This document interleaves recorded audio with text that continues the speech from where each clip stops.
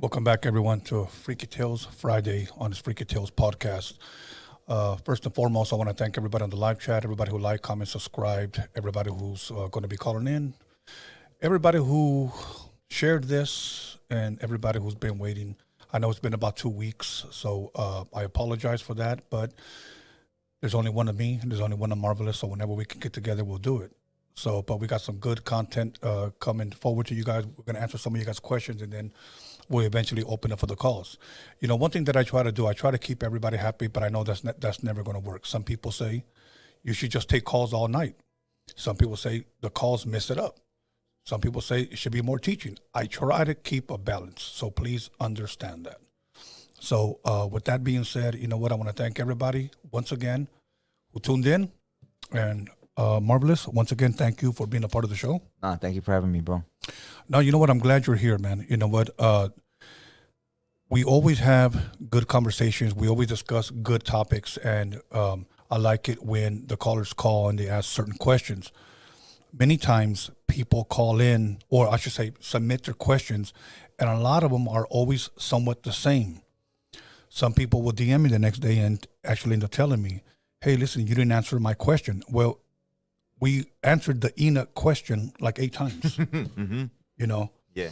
Well, we answered the flat earth question like 20 times. Mm-hmm. So I'm not going to continue and allow this show to be repetitive like that. So if it's a question that we've already addressed where my co-host Marvelous has said, you can call me, my number is on, you know, my bio. If you don't call him, I'm not going to answer it here when that's already been addressed. So other than that, we're going to go ahead and jump into some of the questions that some of you guys left on the community. Hopefully we can get to them. Hopefully we can finish all of them. Hopefully we can give you guys some good answers. But if not, anything we don't cover, I encourage you guys to call in and ask us these questions. So, you ready, Marvelous? Let's do it. Okay, the first one is, if possible, can Marvelous elaborate a little bit more on how we adopted the sacrificing worshiping of other gods when we are from the tribe of Issachar? Thank you. Much love and respect for Tony and Marvelous. They doing what you're doing. So once again, the question is, if possible, can Marvelous elaborate a little bit more on how we adopted the sacrificing and worshiping of other gods? So I think that question pertains to the Issachar statement, with us being the true chosen people, or one of the true tribes of what you would call, or people would call, Israelites.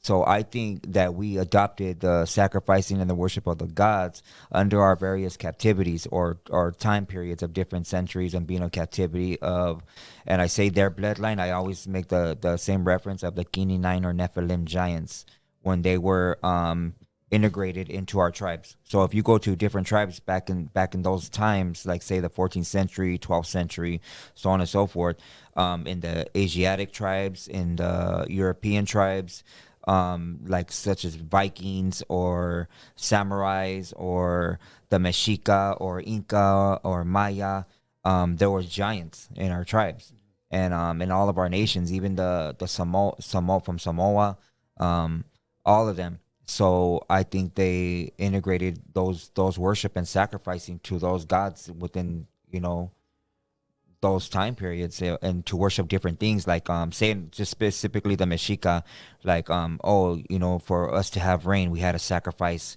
you know, a certain amount of people or young, and it's not grown-ups that they would sacrifice. It was mainly like teenage and children. That was the benefit of the adrenal gland that you would get. So I think you know, that's the sacrificing that we did. They made up a lot of bullshit, you know, to sacrifice. So for the sun, for you to get pregnant, for you to whatever, for you to grow more crops, everything was a sacrifice. Worship for the sun, or worship the moon, or worship the water, or worship, you know, whatever, to get that sacrifice going, or that blood that they needed. You know, like, okay, when I think of sacrifice, and again, you know, my father saw the movie Apocalypto, that was directed by Mel Gibson, okay? And, you know, he liked the cinematography. He didn't say that that's what they did, but they were sacrificing on there, are those the type of sacrificing? Was it human sacrifice or was it animal sacrifice? Yeah, well, both. They would do both, but the majority of the sacrificing was young children or teenagers, and it was for the benefit of the adrenochrome, in the blood. When you drank that, you and your chakras were aligned. It was like a key to pass through from portal to portal, but it also is highly addictive when you drink that shit, and it's beneficial. I mean, well, I don't want to say beneficial because I don't want to put no good shit on it. Right. But it keeps you fucking youthful, homie. It like keeps you from having wrinkles. It keeps you at looking young, bro, and have energized and shit. And you know what? And supposedly, isn't that what the elite do? Right. They still do that. They still do that today. Mm-hmm. Okay. Now, there was something that you sent me, and it kind of goes along with this when you brought up about they would drink it, or I'm assuming blood. Right. Okay. Do you remember that video you sent me about the makeup that takes away the wrinkles? Yep. Now, supposedly, was that blood that they were talking about that comes from foreskin? Yep. And did he have any issues saying that it came from foreskin? Right. A lot of their stuff is twisted, like the stuff that they do in scripture in the Bible. Like, for instance, I'll give you an example. We get circumcised as young men or whatever. I don't know if the people still do it, but in the synagogue, the Ashkenazi Jewish people, right. The rabbi will actually cut the foreskin a bit of it, and he'll take off the rest of it with his mouth. Like, how dirty is that? Like, wow. I wouldn't let no old man put his mouth on my son's penis. Yeah. Wow. It's called a moil for people that want to look that up. Wow. So now, again, back to this movie Apocalypto. Mm-hmm. It was. I mean, the cinematography to me was amazing. Again, I don't know if the story was so much true, but here they cut somebody's head off and then they throw the body, down, if you will, down the pyramid or whatnot. Right. Did that happen somewhat during that time? Yeah. Okay. Yeah. I mean, because look I know, and I shamefully admit this, I think I know more about ancient history of other places, like, again, of Europe and Greece and Rome and Israel than I do know about, our history, and that's one thing that I need to, and I read books on it, but for some reason, it just never stuck to me like the way, everybody else's culture did. Mm-hmm.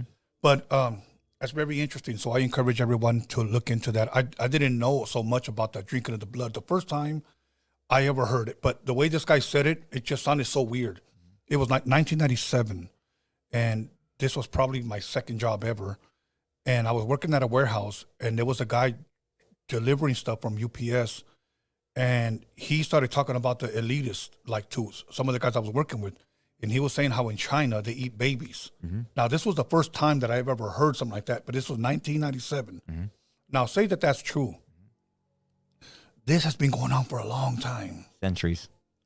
For a long time, Wow. And really all at the cost of a child, So, I mean, sacrifice a child for their benefits, whatnot. Okay. Anyways, let's move on. The next one is, saludos, my brother. Hey, I heard you guys talking about deja vu and didn't know what it meant. I hope it's okay for me to share with you guys my little theory. Deja vu is a dream you've had and never could remember once you woke up. It feels like you've been there doing the exact same thing, but in all reality that you've never done any of that. I believe we get messages from Yah in our dreams, and sometimes we can see the sum of our future through them. Much love to both of you. What do you think about his interpretation of a deja vu? That it's possibly a dream that we don't remember. So when we're there, we're like, "Oh, I've been here before," but really you're remembering the dream. That's what he's saying. I don't believe that. Okay. But all respect to his what his perception of what he thinks it is. From studying what I believe it is, it's like I don't want to say like a second chance, but it's we've been through that before, and it is like a second choice to make, like how do I say it, like something you've been through either you personally, but I mainly think that it's through your bloodline, like See, us as an energy, like I have to explain it like this, bro. Yeah. My bad for making it super long. Okay. But when we pass away, from then this is all from just studying, not my personal perception. Like that's not my full answer, but we come out. We're represented as an orb. I don't know if you've heard me say that before. So say like we all want to picture our family members that have passed away to go to heaven and they're living life, and those are spirits and whatever they are, right? But I feel like when you pass away, for instance, you're represented of your bloodline, like not specifically your father's, but everybody that has been created through your seed, and that's the judgment that's placed on you, and that's your karma that's going to be placed on your bloodline again. So say for instance, the shit that you've done or your dads have done, your kids are going to pay for that until you come back to obeying those laws, statutes, and commandments. Is it safe to say that, let's just say hypothetically we don't use the word karma, but is it safe to say possibly a generational curse? Correct. Okay. Yeah. Okay. All right. And I do believe in that. I do believe. It's just that sometimes when people say karma, there are many different people that have different interpretations. Right. You know, it's kind of like when somebody calls himself a Christian. Okay. I think Joe Osteen right away. And I don't consider those people Christians. I don't. I think your statement right now, what you said, the generational curse is the correct term. Karma is something that's always added into it. So Yes. but generational curse is the main shit. Yeah. You know, and I've done reading where the father has done something and it's been passed down to the son, and then his son repeats it and it's been passed down to the next son. And I do believe that you just said it, some generational curses can be broken. Right. It can be broken. So it said, because then that goes back to scripture. I can't remember the exact scripture, but it says, if you come back to the law, statutes, and commandments, and you love me, and the correct definition of love is obedience. Yeah. Through correction.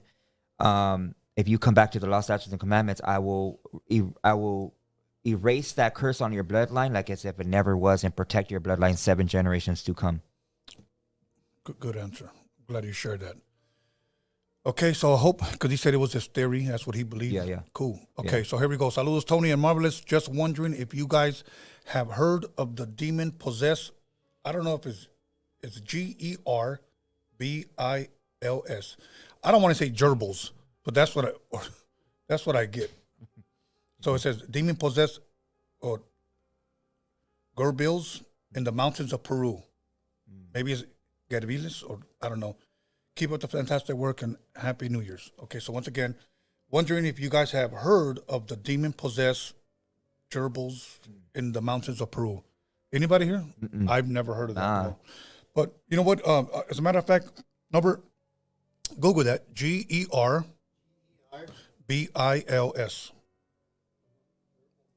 See, that's the way I would read it. So I don't know. Can you give us a little bit of insight on there, Alex? Do you have a... No, look at it right now and then speak it into the mic. Would they be like duendes or what? I have no idea. Probably something like that, right? Anybody? Somebody say something? Okay, No. cool. Okay, so I haven't. no, we don't know nothing about gerbils. So, They had a demonic picture, though. okay, did you? Okay, yeah, I've never heard of it. Okay, okay. What are your beliefs? This is interesting about mineral stones. And how do they affect the supernatural? Can they open portals? So that's kind of 2 questions. Okay, what are your beliefs about mineral stones, and how do they affect the supernatural? Do you know anything about mineral So I know about stones, healing stones and stuff like that. I also know that this energy can be held in a stone for a long period of time. So you could actually have a curse come from a stone. Like people that like to collect like pyrite or fluorite. I'm not fluorite. What's that stone called? Obsidian, like a bunch of shit, right? They like to use them for healing and their chakras, and they're really call themselves spiritual people and shit like that. But I do believe that these stones, once you start to worship just that shit, like it becomes a curse on you. Right. You know, that's not necessarily going to heal your ass, but I do know that they hold a lot of electromagnetic frequency, and that's how our electrolytes are, put into water from the water that's running over that frequency or from the stone. Well, have you heard anything about them opening up any type of... Not a portal. I never heard nothing like that. So Okay. Here's another one. Do you guys... don't know if you guys spoke on this before, but if you guys haven't, can you guys speak on that red portal that is over the White House? Oh, I haven't looked up nothing like that or nothing about that. But yeah, I've seen a bunch of shit like the one in over Nevada, or what they call the UFO. But there's a lot of, they've been filming a lot of stuff on Instagram. I've seen a lot of shit on that and TikTok. Portals being opened and shit like that, like Nibiru. That's another portal that's been opened. And they actually said that they have a dude that's I think I just screenshotted it. He's calling himself Inky, and he's from Nibiru here.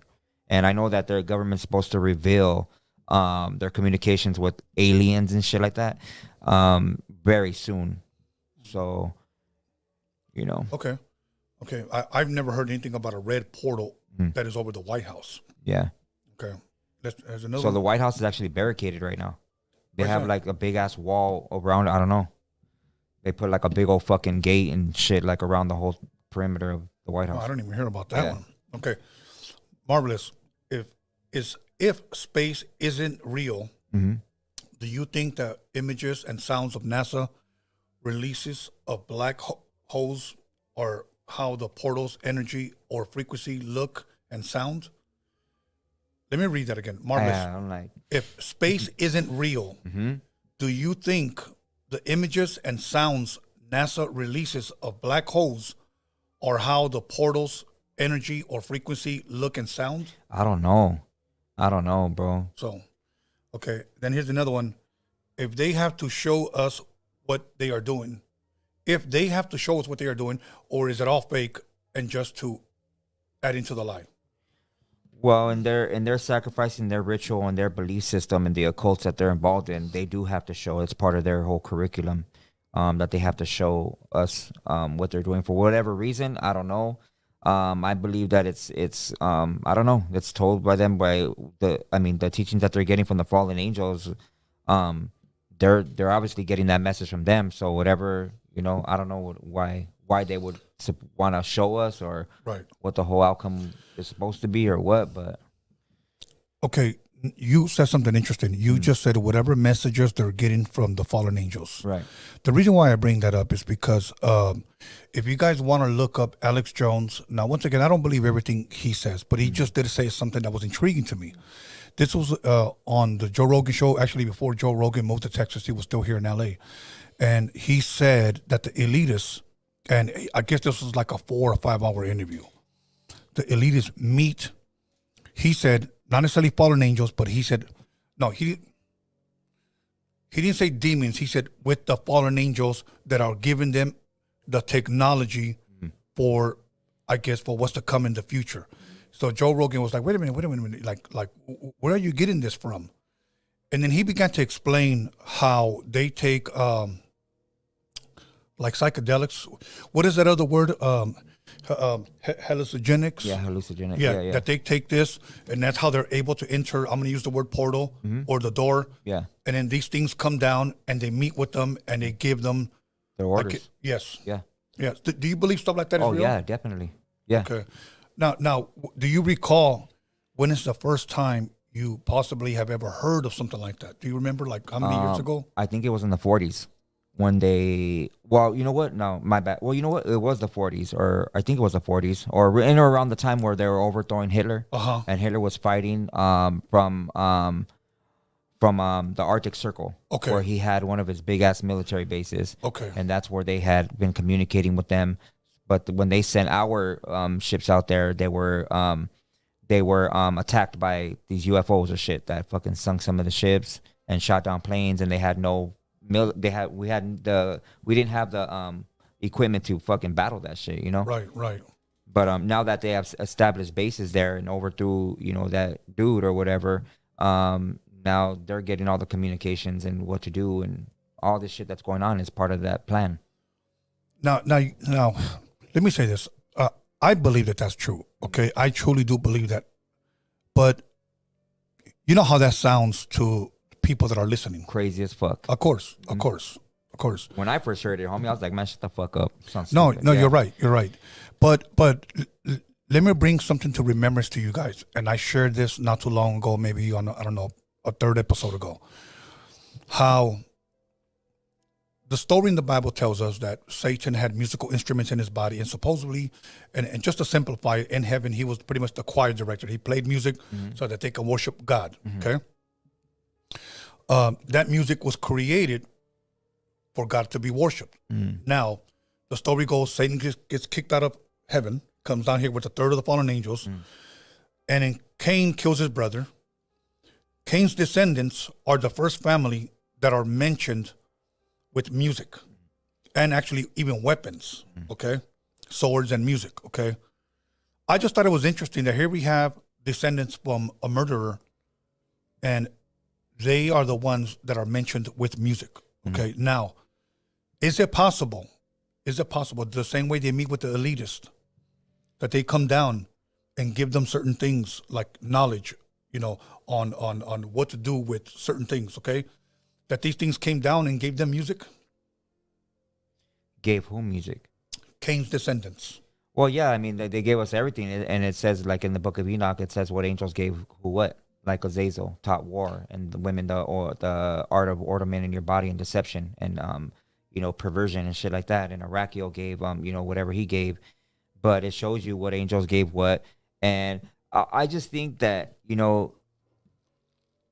the Most High, they call him God, right? I'll just call him the Most High, but he created the angels, right? Yes. And he created everybody, even evil ones. Yeah. And an angel could be used to do whatever he wants them to do. It's not in our understanding to understand what God is, or else he wouldn't be God, right? Of course. But if he's the overall authority, and demonic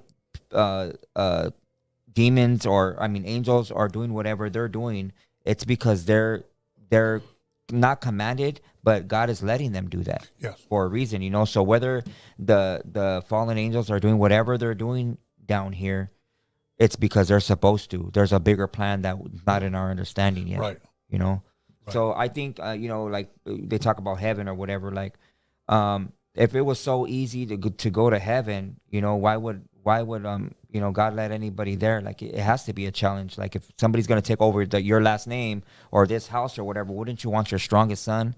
Of course. Somebody that's gonna live by your moral code and etiquette, to take over, or to enter your house. And that's the way I see it. Heaven. Why would God just want anybody? Nah, it's a fucking challenge down here.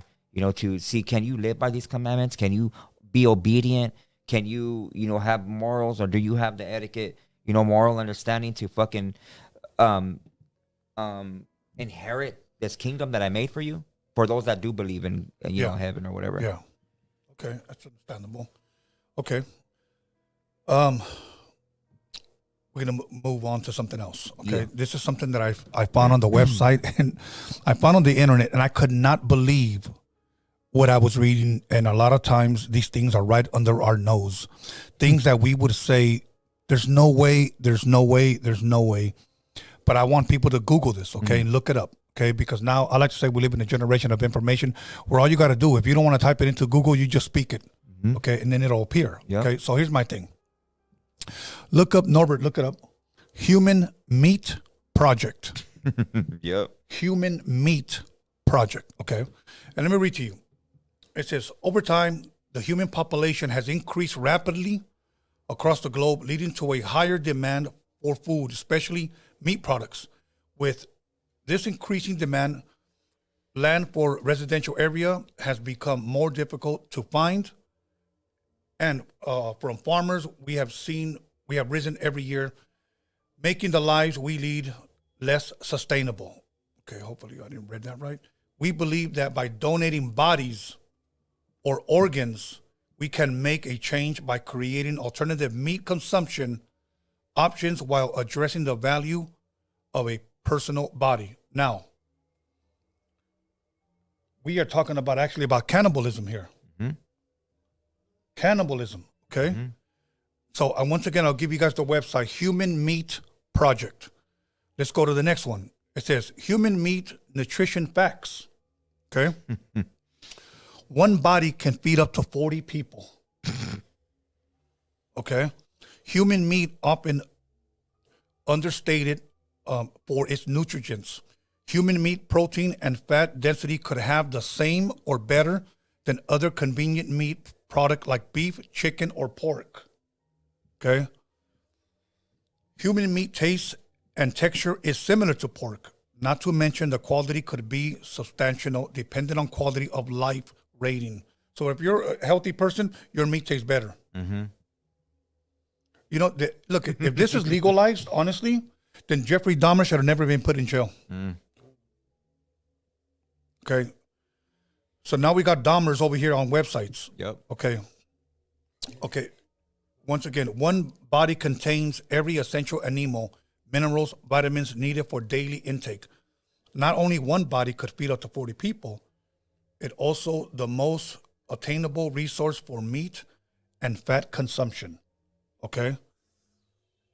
So you want to hear something crazy? Yes, go ahead. So in the 90s, there was a study done, and I can't find the study no more, but there was a video of articles that were posted up in the 90s that talked about McDonald's. And about 75 to 80% of the meat or the hamburger that was made up of human flesh. That's fact. Really? Yeah, and there's an interview I'll show you. I'll send it to you. It's with one of the nephews of the Rothschilds, talking about how we eat that. It's part of, after they're done with their sacrificing, they have so many bodies that what else they make money off of the meat. Wow. Mm-hmm. Okay, let me continue. It says the practice of cannibalism is not uncommon in living beings. In both the animal kingdom and in human history, the consumption of one's own species has existed. Yeah, we know it's existed. During the discovery of the New World, Christopher Columbus brought back what could be seen as clearly evidence of cannibalistic practices in modern civilization. I've never heard that part, but they have it here on this website. Once again, you guys can look it up. This place is called Human Meat Project. So go ahead and Google that. Let me continue reading. The word cannibal comes from the name the Spanish gave the Caribs or cannibalism. The Spanish accused the Caribbean tribe of realistically consuming their enemies, but modern day scholars have doubt that it actually happened. They speculate, and Caribs were engaged in an anti-colonial battle with a host of European powers. Many historians now argue that the cannibalism rumors were just a propaganda tactic by the Spanish meant to provoke fear. The word cannibal was used as a derogatory term to describe tribal and native people and became an indirect ethnic slur. Okay, so if you look it up once again, and I only screenshotted just a couple of them, but there's a whole thing where you can look it up there. You're looking at it, right, Norbert? Yeah. So it is a real website. It's weird. Okay. Human Meat Project. Yeah, people for people. Human meat, nutrition, facts, and it tells you all these things. Human meat as food resource, and one body can feed up to 40 people. It's really, really unbelievable how far we've gone. And again, everybody, Netflix is making a killing off of Jeffrey Dahmer. They ought to make a series off of these guys. Okay. So now, here's another thing. We're going to change the channel. Here's another thing, Marvelous. World's first artificial womb facility is a creepy glimpse of pregnancy in the future. See what it is. So in other words, ecto-life. Google ecto-life. Okay, Norbert, do Google ECTO, and then life. Okay, and that will come up. So now it's coming up. Okay, let me read to you a little bit. I don't know how to read this man's name, but Hashim al-Ghalilis. Ecto-life can grow around 3,000 babies yearly because of extensive and groundbreaking scientific research of over 50 years. It is the brainchild of Hashim al-whatever, who is a science communicator and biotechnologist from Berlin. His facilities would allow couples to conceive babies and be true biological parents. It is for fertile parents who cannot have their own offspring. So now you can go and have your own child. Damn. Now, here's my crazy thing. It actually talks about an elite package. An elite package. So what I'm understanding, first let me read it and correct me if I'm wrong. Okay, you guys? It reads, you can use the elite package, which would let you engineer the embryo genetically before they implant it into an artificial womb. You can choose intelligence, height, strength, hair, eye color, etc., and avoid genetic diseases. So now, if say you have the money and say, I want my kid to be 6'3", God, what else? Want him to have blue eyes. Want him to have blonde hair like Brad Pitt. I want him, to be, intelligent. Now we can, genetically modify a child, Yep. And people are going to want to do that too. Yeah. Yeah. Ectolife is entirely powered by renewable energy, and it is the first artificial womb facility in the world. So once again, look it up, you guys. Ectolife, ECTO life. Crazy. Okay. So now you can have your own child. And if I could just say this, so you don't even have to sleep with your wife anymore. Nope. So I'm a little speechless to that one, Marvelous. Anything you want to add to that? No, I just think it's it's an abomination, bro. All these hybrid, babies being made and shit. Like, fuck no. Is it man trying to play God? Yeah, definitely. But I do believe like it's part of the demonic, entities, mocking the creator. Because now man's the creator. Mm-hmm. Wow. Like I could do what you do, but I'm gonna use your seed to fuck with you. Pretty much. And now it's like, now we're even choosing what we want our kids to look like. Mm-hmm. Yep. But okay. With that being said, you know what? I have one little article. One guy wanted me to bring up. He sent it to me, and I don't really have too much about it, Marvelous. But one caller called not too long ago and said that there's a guy in Israel, and this is from Israel Today. Right.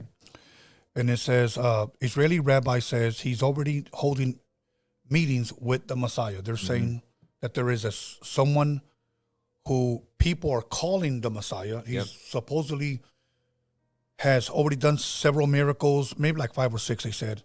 But he pretty much had memorized the Torah since he's been 15 years old. Yeah, he knows the Torah front to back. Yeah. And once again, when we say Torah, we're talking about Genesis, Exodus, Leviticus, Numbers, Deuteronomy. Those first 5 books that Moses wrote.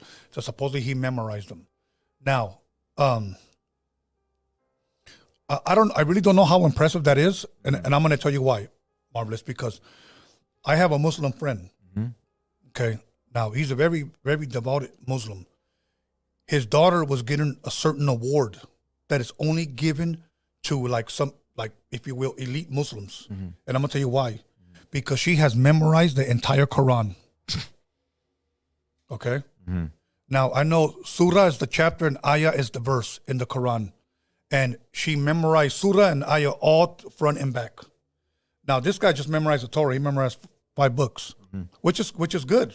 I'm not saying it's wrong, but if they're basing him that he's the Messiah because he can memorize the Torah, I'm sure there's been others before him. Right. But they're just saying that this guy is the Messiah and he's here. Now, I will say this, that I know as far as the Jewish people that live in the land of Israel, that we recognize as Israel, at least in the Middle East, they're still waiting for their Messiah to come. Yeah. Now, I think the last time they had a false Messiah was right before 70 AD, and I believe his name was, you guys can look it up, Simon Bar Kokhba. Simon Bar Kokhba. Everybody believed that he was the Messiah. He led them into battle. They thought they were going to overthrow Rome, and all of them ended up getting killed. So, but other Jewish rabbis that don't believe like that, like these rabbis, they're calling him, he's an antichrist. Okay, which antichrist just literally means instead of, so, or in place I have that interview, bro. I don't know if I could play it or you want to hear it. It's not even a minute long, but what interview is the this? one with the nephew of the Rothschilds. Would you want to hear it? Yeah. Okay, here we go. Play it. So check it out. It's just not even a minute long? No. Okay. And even when we say this outright and tell you people, you don't believe it. So that's your... we take the children of our enemy, which is the white race, and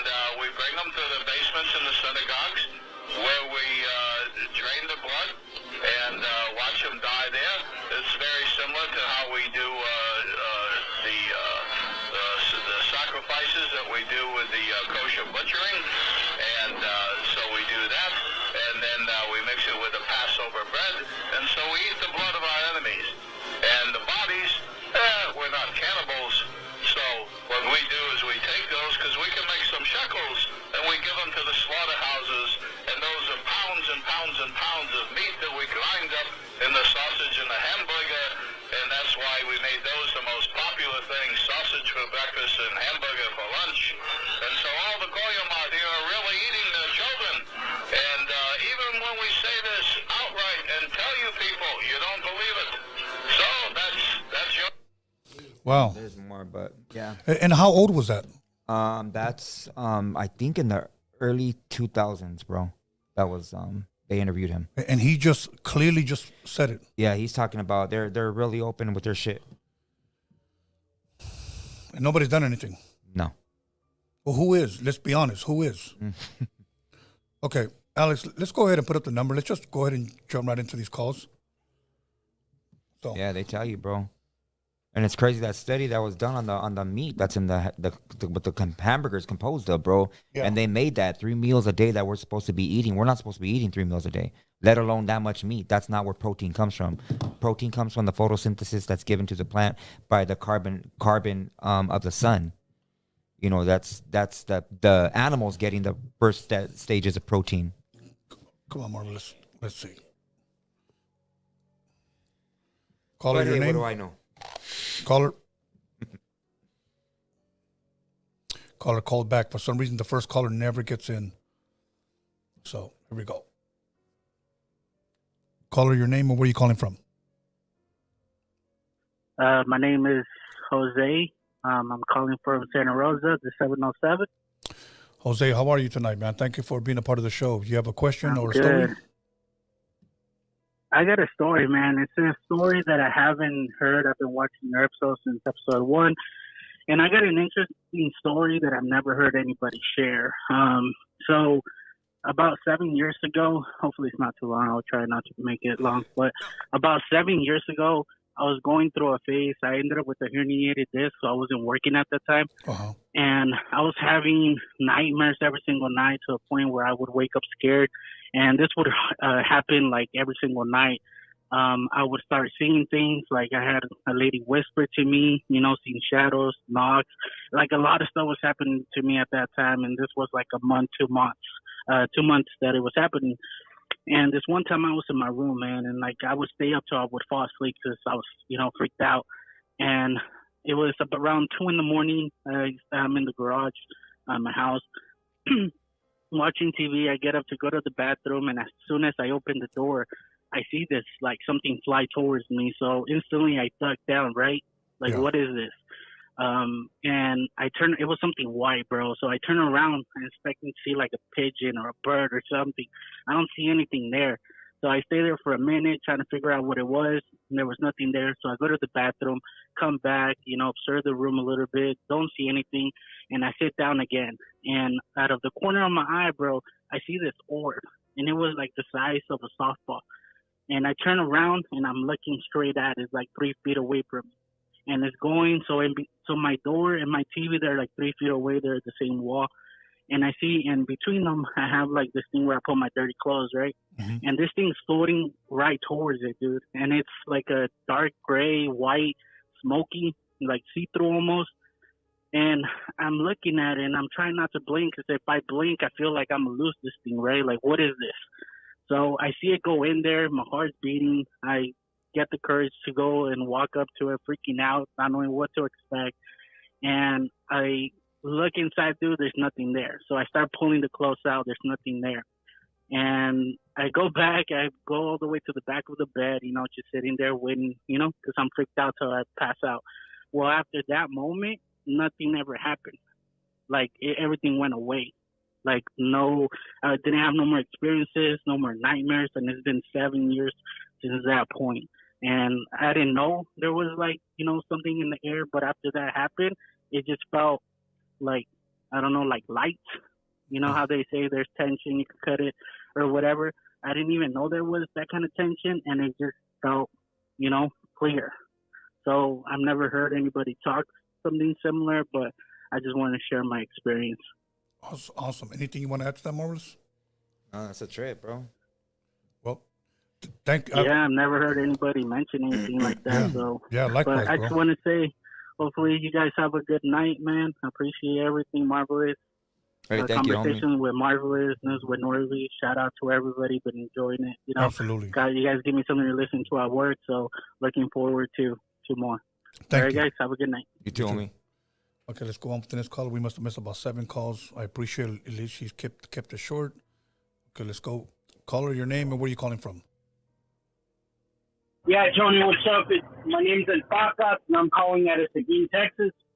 What's up, brother? You got a story or a question? Yeah, I got a story, bro.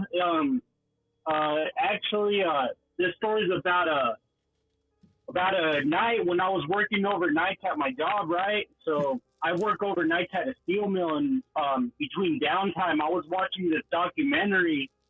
It's called by the Ball Brothers, and I suggest you check it out. It kind of exposes like how the America and all the founders were Masons, right? And all the architecture and all the Egyptian occultism that's behind America, bro. So one night it was around like 2:30 in the morning, man, and I was watching this documentary, and all of a sudden, brother, I started finding out more truths about America, man, and about all this occultism that took place. And I just got this eerie feelings, brother, and I just freaking, I don't know, man. I just didn't feel at ease, man. So I called my wife and I asked to check up on her. I'm like, hey, is everyone all right? Do you feel, are you guys good? Then basically she told me, like, right after that, like, she couldn't go back to sleep. She was feeling like, she was getting this crazy feeling, man, like unease. So, and from then on, she stayed up all night, like, just feeling that unease, man. But it's a trip, bro. Like, once I saw that documentary, like, it kind of like second think about how our country plays into like the end times, and it also broke down about how, like, how America had some ties to our the Mexica god, the snake god, and to the Peruvian and all kinds of stuff like that, man. So it's a trip, bro. Cool, man. Thank you, bro. Was that all of it? Yeah, that's pretty much it, man. I appreciate you, bro. Anything marvelous? Oh, that's crazy, bro. Yeah, these guys have good stories today. Yeah. Thank you, man. I greatly appreciate you calling in and being a part of the show, bro. Yes, sir. Yes, sir. Thank you. That was all the way from Texas. Okay, here we go. Caller, your name and where you calling from?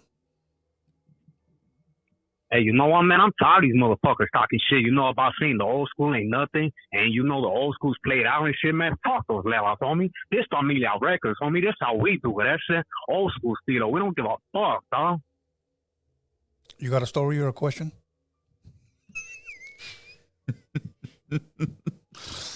Yeah, guys like that are just dying for their phone call to be answered. Like, Yes, sir.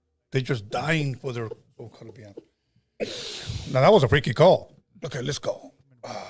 Here we go. And he sound, his voice actually sounded familiar. Caller, your name and where you calling from? What's up, Tony? This is Big Rob from Camarillo, 805 Ventura County. Giving you guys a call. Big shout out to Marvelous over there. Hey, I just got a couple questions. Thank you, homie. Yeah. I got a couple questions because you know what I mean. I know you're with the flat Earth and other things going on, and I know it's a Freaky Tale podcast and everything, but I got a question because I've been in the air, man. I've been traveling around the world, Mm-hmm. and to me it seems like a round planet. Okay. Do you have anything to say on that? Well, I have a question for you, bro. Where did you come? With all respect, I don't disrespect anybody's opinion or anything, but where do you get the idea that it would be around Earth, or that because you fly, right? You have your pilot's license, right? You're flying an airplane? No, I don't fly an airplane, bro. So let me tell you where I get my perspective from. So Okay. I came to this country, the United States of America, from the Republic of Ireland, right? Mm-hmm. When I was 12 years old. Mm-hmm. And I immigrated to the United States, and I came to California. And then I said, shit, I came on a plane, and I had to fly over, you know, Greenland and fucking Canada and everything to reach LAX to get to reach the home base where it's at now. Right. So, but it seemed like a round trip, you know. And you were how old, bro? I was 12 years old when I first reached this country. So at 12 years old, you remember being on a plane and you felt like you were flying on a ball Earth, right? No, but what I'm saying is that I knew that I was flying over stuff, you know.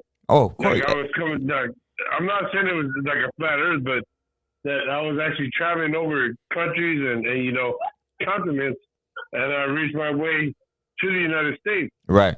So, which I'm very proud of. But I'm just wondering, like, have you ever traveled on a plane? Have you ever went overseas? Yeah. Or have you been to places? Yeah, bro. I've been on a plane and stuff like that. You know, I seen you could Google. I mean, you could Google shit, but you could go on YouTube and look at pilots addressing this issue about the flat Earth or whatever. And every pilot that has been interviewed by somebody flying somewhere or whatever, they ask to speak to the pilot. You could even ask to speak to the pilot, you know, to tell them thank you or whatever. Or if you have any questions about the plane or any concerns or whatever, they'll address you. So you ask them, do you ever have to adjust your instruments to the curvature of Earth? And every pilot that has been on camera has stated, no, we do not. The only time they adjust their instruments is when they're ascending and they level out on an airplane that flies over the plane of Earth and they descend to land. That's it. Other than that, if it was a ball Earth, they would always have to maneuver their instruments or adjust their instruments to the curvature of Earth at a downward slope.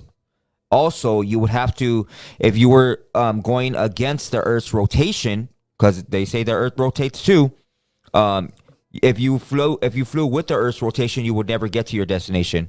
And if you flew against the Earth's rotation, you would get to a destination way faster, and you probably have a big fucking problem landing because the Earth is rotating at over 6,000 miles an hour, right? Or whatever they say, thousands of miles an hour.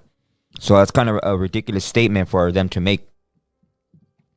Okay, so can I return and just say something back? Yeah, bro, I of course. understand where you're coming from. A lot of what you're saying is making sense. But, you know, I mean, most, like, commercial airliners and you know, flights, they don't go more than 600 to 700 miles an hour. And that's just because they're limited to that with a lot of, you know, passengers on board. And that's what they're limited to. I mean, sure, they can go faster than that. There's definitely, you know, that's been proven. You can do Concords and flights, and you can do this and that. But, I mean, my whole deal is just, I don't believe it's a flat Earth, man. I'm telling you. In my own personal opinion, I've been in the air. I've seen it myself personally. It doesn't seem to make a lot of sense, you know, bro? Right. But so the last time you were on a plane, how old were you, bro, if you don't mind me asking? The last time I was on a plane was in 2019. And I've been on a lot of flights before that my entire life. So when I came here to the United States, that was in 1994. Okay. So I've been on a lot of flights back and forth here and there. But So- I'm just saying my last experience is a different one where it just felt a bit different, you know. And I'm not trying to hate on your opinion and the way things work. I'm just, you know, just trying to fix some knowledge here and just, you know, we can have a conversation. Hey, about facts, it, you know? homie. I respect your question, homie, and I love to be questioned. So anything, even if it was negative at me, I respect that, homie. You know, I want the more negative to come at me. I want that shit instead of agreeing with me. I want you not to agree with me because when I first heard this shit, I didn't agree with the vato that I was totally against him. I want to slap the shit out of him because it sounded fucking stupid to me. But when I went home and I put all the shit on the table, on this flat table, there's no questioning after that. When you look at all the old maps, every single map for so many centuries, you look at who came up with the ball Earth. You look at their whole narrative that they were pushing with Darwin's theory of evolution and why they were coming up with that to dismiss the whole creator or our creator, our God. It makes sense. It makes total sense why they would do that. You know, but when you see all the real images of these so-called planets, which are really pronounced planets, you can see that they're in water up there. They are not how they look on Google None of those images are fucking factual images. They're renderings and CGI images, computer generated images. They are not facts. All right, You, so can I speak for a minute? I agree with you, Marvelous. mm-hmm, But let me tell you something, brother. mm-hmm. I don't know why you keep referring to Google. Fuck Google. Well, I mean, Fuck Google, bro. Well, So- because that's where. we didn't depend on Google back in the day. mhm, Google wasn't shit back in the day. mhm. No, I don't understand that, remember bro. fucking Googling shit, Look, homie. I understand You know that, what I but mean? that's where Mhm. people go today to get their information. Yeah. So that's it. So say for instance, I'm sorry, Tony. One question, bro. If you wanted to research, No disrespect. No disrespect. no, bro. none taken, homie. None taken. But if you wanted to Google, or I mean, not Google, my bad. If you wanted to research on a ball Earth and find out that it was factually a sphere, how would we go about that? Yeah, we got to figure it out by ourselves, I guess, right? Mm-hmm. That's what I'm saying. I'm not hating what you got to say. Mm-hmm. I respect your opinion. Mm-hmm. I do respect it. All I was trying to bring to the table was that I've been flying, bro. I've been all over the place. I've been all over the world. So Mhm. I was just trying to say, it's just it seems a little strange, but I Mhm. get it. I get it. Yeah. I get where you're at. All good, caller. Thank you, caller. Yes. Thank you, homie. I appreciate you. Thank you, homie. Okay, let's go to the next caller. And here's the thing. We got a call, but hold on. My thing is this, like, people like to say, oh, it's always the same questions. You guys are the guys calling in. It's not us bringing it up. Caller, your name or where are you calling from? Hey, saludos, Tony. Saludos, Marvelous. What's up, homie? Tony calling from Lake Elsinore. Saludos, carnal. You got a question or a Hey, story? yeah, well, I have a question. Have you guys heard of anything called the Cadejo? No, I have not. Have you, Norbis? No.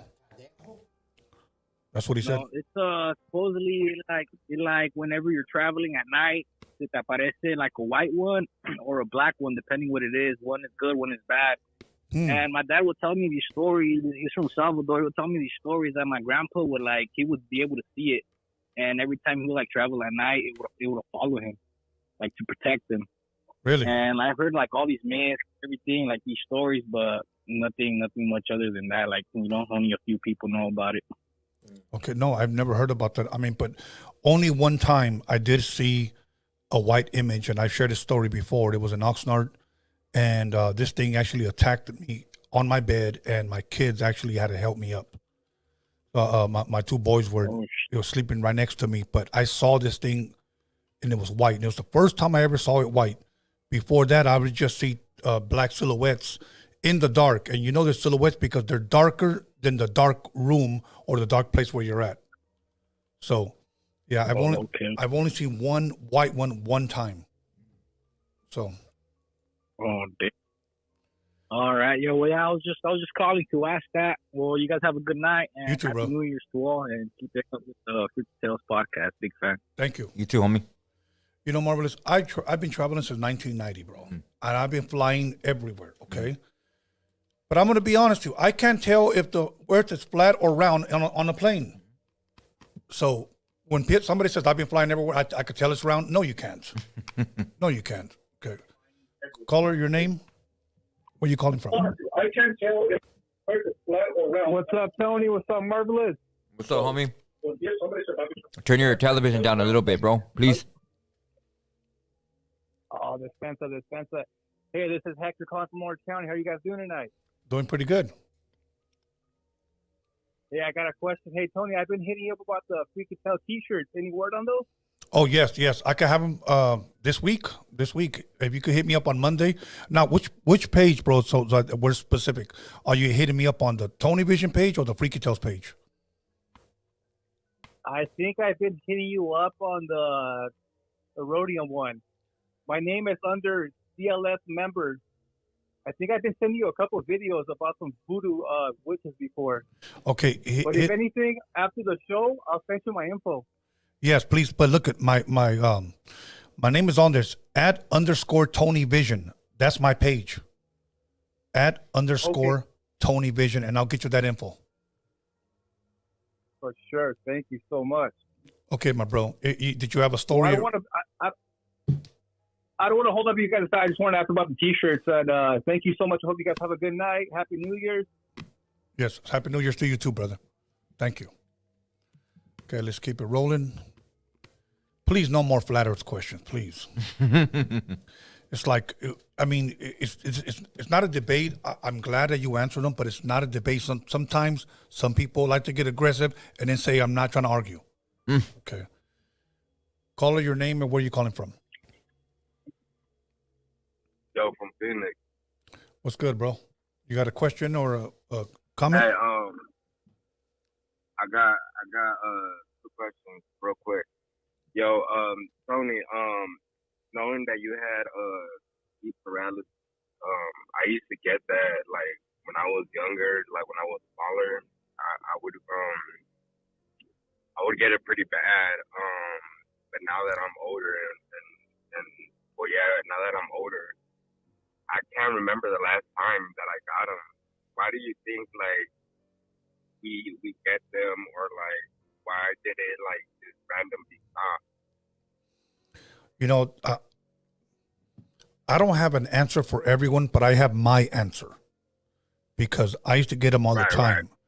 Okay, there would be times where I would be such in a deep, deep sleep that when I would snap out of it and somewhat wake up, Marvelous, as soon as my eyes closed, I'd jump right back into the sleep paralysis. I knew that in my sleep, I was going through that. And I knew I needed to wake up. So when I would wake up, the moment that my eyes closed, I would jump right back into it. So what I did, I gathered up enough strength to keep myself awake. And I began to pray. And when I began to pray, that's when it stopped every time. That's my answer. Yeah, I remember. Yeah, I remember. Like before going to bed, my dad would pray like over me and whatnot, and I wouldn't get them, you know. Yeah. But my next question is for Marvelous. Yo, well, growing up and whatnot, I was always into like, you know, like aliens and all of that stuff. But I would watch this thing on cable. I don't know if you're familiar with his name was called Jesse Ventura. Mm-hmm. He used to do like a whole bunch of conspiracy theories and whatnot, like about the FEMA camps and all of that stuff. Are you familiar with him? Yeah, he got kicked off the air for exposing the prison up there in East LA, the women's prison, for being a FEMA camp. So is he like legit? Like, have you seen like his old school videos and whatnot? Yeah, every video that I've seen, I've never heard him talk about nothing that like nonsense or the shit that he's talked about. I've actually looked up like almost every single thing that he's spoken on, bro, to be honest with you. And everything was stuff that I was already looking into or studied on, and it was like, damn, this shit, he knows a lot of shit. Now I just wondered why in the heck was he doing this shit, you know? Because he's a like a celebrity, you know what I mean? He was well known, and I didn't think he would be people like that. I didn't think they were really like want to expose themselves like that. Where, you know, if you're a celebrity like that, they're gonna kill your ass, homie. Yeah. I mean, I'm nobody out here. I'm just a homie from the hood. But that was somebody, you know. Yeah. And when they speak up about shit, they get smoked, you know. But yeah. Yeah, I remember when he would come on like around 11 or 12 in the night, and just out of nowhere, he would come on like certain days, and then out of nowhere, they just stopped airing him and shit. And then until just recently, I remember I was just like, yo, that dude Jesse Ventura, and I YouTube them and whatnot. Mm-hmm. But yeah, man, that's my question real quick. Yeah, thank you, homie. Thank you, bro. Appreciate it. Yeah, for sure. Okay. All right, man. Okay, let's go. Let's keep it pushing. We got another one. Call your name and where you calling from. Hey, what's up, Tony? What's up, Marvelous? It's Jaden calling from Sacramento. What up, bro? Hey, I just wanted to, address everybody that calls in trying to debate Marvelous on the flat Earth. I mean, I believe the Earth is round, but if you're going to call in, please know what you're talking about, because, he said, I flew planes. I've been on planes, so I know the Earth is round. If you know anything about, the flat Earth theory and all that stuff, you can't tell whether the Earth is round being on a plane. And if you watch the latest Neil deGrasse Tyson on Joe Rogan, you would know that the people in the International Space Station can't even see the curve on the Earth. That's what Neil deGrasse Tyson said, okay? Mm-hmm. So the only people that have been able to physically see the curve out of their eyes are people who went to the moon. And the last time we went to the moon was in the 70s. Okay, so if you're going to call in and try to debate about, okay, the Earth is round or flat, you better know what you're talking about. Mm-hmm. I don't want to, it's getting annoying at this point.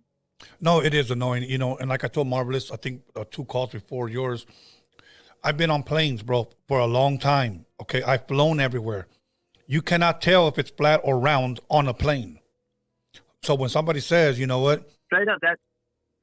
When somebody Neil says, deGrasse Tyson said if you took a globe uh-huh. and you put it 1 centimeter high off the globe, that's where the International Space Station is. So they're only seeing, they're looking, it's like looking at the wall. They can't tell if there's a curve or not. So, I'm not going to debate none of that. I don't hate nobody. You feel me? But if you're going to call in, at least know what you're talking about. Yeah, I agree. That's all I got to say. Thank you, man. Thank y'all. I love the show. Thank you, brother. Appreciate you. I'm glad somebody said it. Okay, let's go. Caller, your name and where are you calling from? Angel from Sun Valley. Angel from Sun Valley. How you doing tonight, man? Yeah, good. Good evening. What's up, Tony and Marvelous? I have a question for both about sleep paralysis. But let me give my experience and I'll make it quick. So as far as sleep paralysis, I've had my experience. I'm around it like in the past 20 years. I've experienced it about 4 times. And luckily it was only about 10 seconds more or less. Not like others that say it like up to a minute or so. So, and it was the typical where I couldn't shout or move. But I didn't experience any, there was no pressing down on my chest, or did I see shadows, silhouettes, like other people say.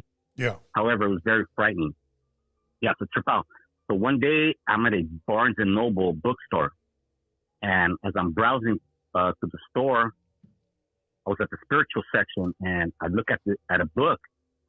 The front cover, it was plain. It just had the title, and it's called God Calling. So I turn around, I turn the book around, and the back cover has a short description of what the book is about, and had a short description of some phrase that Jesus said, and it was only like 4 sentences, so I was able to remember it. But trip out. So about months or a year later, I experienced had another sleep paralysis experience, and so it strikes, and it's the same feeling, and right away, for some reason, whatever reason, that what I read in the back of that book, it came to my mind, so I just said it, and sure enough, like the sleep paralysis, it went away in a snap of a finger, like split second. I kid you not. And so I'll just read you, when this call, I'll read you what it said in the back of the book. And that's what I said. And so it said, Jesus said, quote, "The very sounding of my voice." Let me repeat that, sorry. "The very sounding of my name in love and tenderness drives away all evil. It is the word before which all the host of evil flee." Yeah, so that's what the book says. And, I did my, over the years, I did my research, and, science says this and people say that. Honestly, I don't know what it is, but all I'm saying is that when I had it, I said Jesus, and it just went away in a snap of a finger. So I don't know if it's something spiritually, like demonic, or something that the brain does. I don't know. I just want to share my experience. All right, Tony, Marvelous, what do you guys think about sleep paralysis? What is it? I already answered it, bro, the last call. So, Marvelous, go ahead and take this one. The same thing, bro. I mean, I don't believe that, the like you're saying, you prayed or whatever. I do believe in prayer that works, bro, but I don't believe in anybody that ever says that I said in the name of Jesus, because I know what that name means, the true definition. And scripture, specifically says, bro, if we're going to by the Bible, don't take the Lord's name in vain. And also you have to be saying the correct name. So the word Jesus is not his name. So I know that a demon wouldn't flee at the sound of that name. But everybody has their own opinions. People say that has worked, but I believe in the power, their power of prayer. That's worked. Maybe that worked, but not that name, bro. But yeah, the sleep paralysis. Yeah, it just happened to work when I said, it just happened to work. I just tripped out, like, wow, it went away that. Yeah. But other times it lasted like up to seconds. Yeah. Yeah, that's just what I think, all right, bro. Thanks for taking my call, both of you guys. Yeah, thank you, bro. you. Appreciate it. Okay. I think he wanted you to what sleep paralysis was. Yeah. So, caller, your name and where are you calling from? Oh, what's up, Tony? My name's Abraham, calling from Hayward. Abraham from Hayward. How you doing tonight, man? You got a question or a story? I'm doing good, bro. Thank you. Yeah, I was just calling in, bro, because I was just wanted to share this documentary I was watching about like a rock band, Led Zeppelin. I'm sure you heard of them. Yes. It's called The Curse of Led Zeppelin and / Music Dark Side, and it just talked about how like the main artist, James Page. Yes. How he was very interested into the occult, and he would I guess tie in the group to like make like a pact. Everyone accepted it except one of the members, which was John Paul Jones, and he's the only one who like kind of like avoided like all the bad stuff that was going on with the group, like sons dying, getting crushed by their cars, a whole bunch of bad stuff, and what's it called? And yeah, he was just very interested in all that dark stuff, maybe to gain like powers to write songs or have success in the music business. But what's it called? He met this one guy because he was like trying to search artifacts of occult things, and James Page sent one of his girlfriends to find something in San Francisco, and I guess they were outbidding like books or objects, and he came across this one guy who was also interested in that type of stuff, and I guess they became friends after a while, and then I guess they wanted to collab or something like that, and I guess they ended up getting into like a problems. So I guess this guy also knew how to like do like magic stuff, and they placed a curse on the band, and then after that it just started going downhill. James Page couldn't write a hit song, and I was just it's an interesting documentary. I just wanted to share that. What's the name of the documentary, and where can we see it? It's called The Curse of Led Zeppelin and Music Dark Side. It ties in with like a lot of stuff that you guys talk about, like with the blues, with magic, with sigils, symbols, right, and occultist things to gain success in the music industry. The Curse of Led Zeppelin, but where can we see it? Is it a Netflix? Is it an Amazon? Is it YouTube? No, YouTube, bro. Okay, I'll definitely check that one out, man. And I just thought it was interesting, bro. Yeah, because it had like a lot of things that tie into the topics that you guys kind of talk about. Okay, I'm gonna ask you a question, bro, and I don't think you're gonna be able to get this right because nobody can. But what is probably Led Zeppelin's #1 song that they're known for?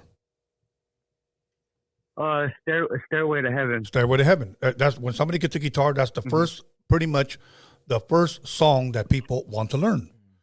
Now, we know the name of the song, so now I'm going to ask you, and I challenge everybody who likes rock and who follows Led Zeppelin, what are they talking about in that song? Honestly, bro, I don't even know. Nobody knows. Weird, like the lettering. Nobody knows, bro. Nobody knows what they're talking about in that song. No, you don't. This guy over here, Norbert, with his demonic interpretation. Look. Here's what I've heard, bro, and I somewhat believe it. And I say somewhat. Because what they're saying doesn't make sense going forward. It only makes sense going backwards. Okay? Yeah, I've heard of that. Now, he talks about, I'm just going to give you one example. He talks about two roads in that song. In the Bible, there are two roads. There is the narrow road that leads to life that few people find. And then there is the wide road that leads to destruction. Okay? And he says, there are two roads, but it's not too late to change the road you're in. The piper is calling you to join him. So you're in one road, but it's not too late to change the road you're in because the piper is calling you to join him. In other words, on the other road, the piper is another name for Satan, Lucifer, whatever you want to call him. So you guys listen to that song, look it up. And I think the scripture is Matthew, I don't know. Matthew, hit me up on the DM and I'll give it to you guys. But look up the narrow road and the broad road in the book of Matthew. So, but yeah, bro, there's a lot of things on there, bro, that are demonic to me. You know, especially one of the biggest songs in the world. Like the symbols and the sigils. Yes, one of the biggest songs in the world, and nobody knows what they're talking about. So, okay, bro, thank you for that call, man. Well, yeah, bro. You know, have a good night. I appreciate what you guys are doing, and yeah, have a good night, bro. You too. Thank you. Okay, here we go. Caller, your name and where you calling from? They hung up. Let's go. Caller, your name and where you calling from? They hung up. Okay, let's see. Caller, your name and where you calling from? What's up, Tony? It's Lars from West Texas. I knew you were going to call on that one. I knew it. Yeah. Well, I actually wanted to talk about something else that you had. I actually want to touch on karma, but first of all, I had a question more on the biblical side. Yes. For you, Tony. Yes. I'll try to answer it. Do you believe in the Christian tenet of turning the other cheek? Yes, I do.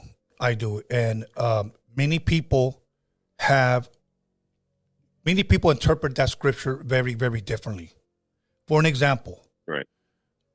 For me, if I can avoid trouble, I will turn the other cheek and walk away. There are some people that believe that if you're going to get socked up, just take it and don't fight back. No, when I truly believe that we are supposed to defend ourselves, protect ourselves. Yep. So that's my interpretation of that. Okay. Yeah, well, the general, I guess the consensus behind that would be to turn the other cheek at any and all costs. And that was a lot of, you know, as you know, biblical tenets and scripture, they're interpreted very literal. So a lot of people do take that very literal, and they believe in truly turning the other cheek no matter the situation. My problem with that is that turning the other cheek, not only do you run out of cheeks eventually when you keep turning them, it is turning the other cheek. Yeah, unless you're going to offer your ass cheek. But, there you go. I mean, that's a whole other deal. But yeah, the act of turning the other cheek, in respects to people who do you wrong or out to harm you, that concept is not conducive to survival. If you look at the animal kingdom, submission was never their ticket, their way up the food chain. So whenever it comes to human morality, and I think about what makes sense and what doesn't, I often refer to the animal kingdom. As I've told you before, I am of the belief that we are just we are animals of higher intelligence, but nonetheless animals. So yeah, I do not believe in that tenet, and I was just curious about that because a lot of people preach it but don't practice it. No, you're absolutely right. And I want to say this to you, Lattis. When I was younger and I first read that scripture, I have to agree with you. I took it very, very literal. Okay.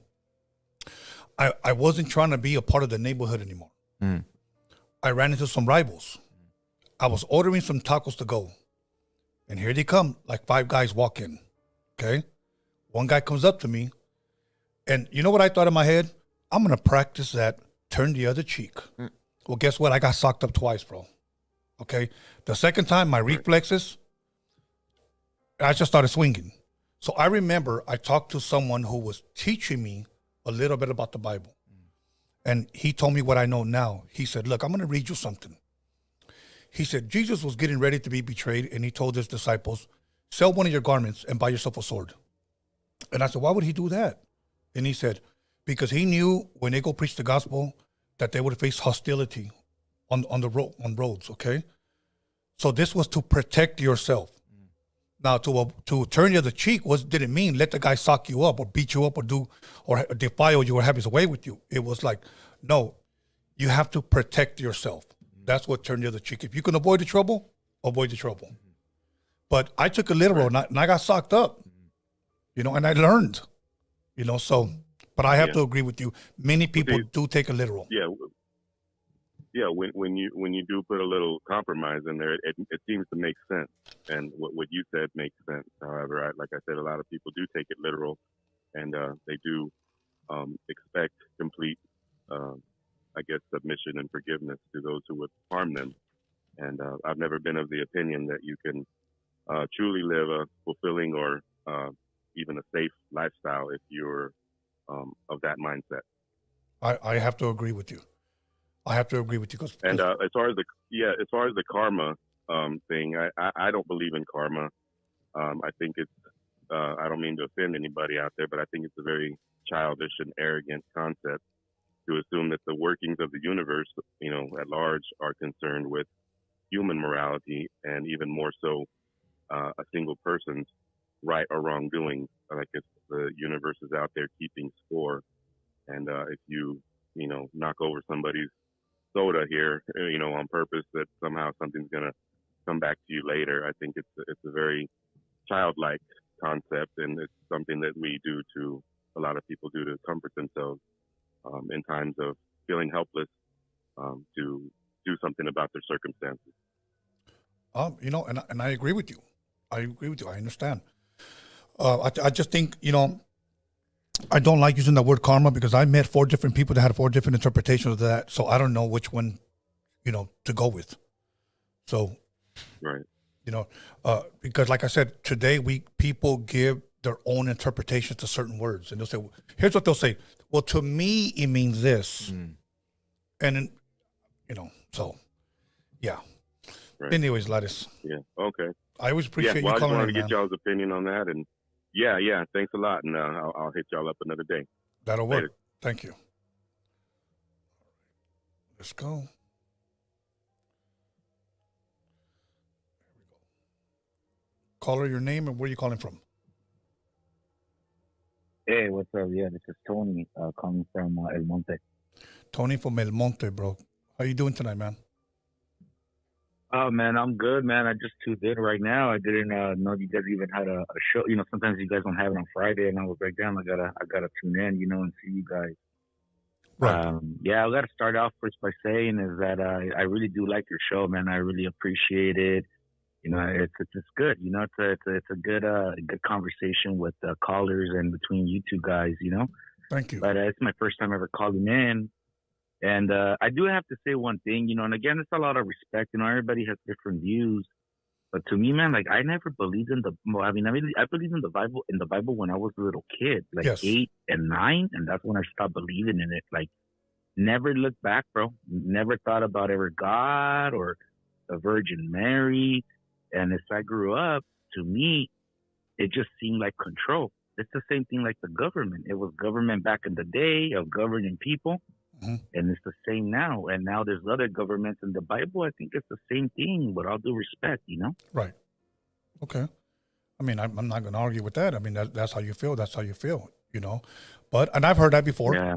I've heard that before. So, but I'm not going to sit here and argue with you because I have to respect what you say, what you feel. You took the time to call.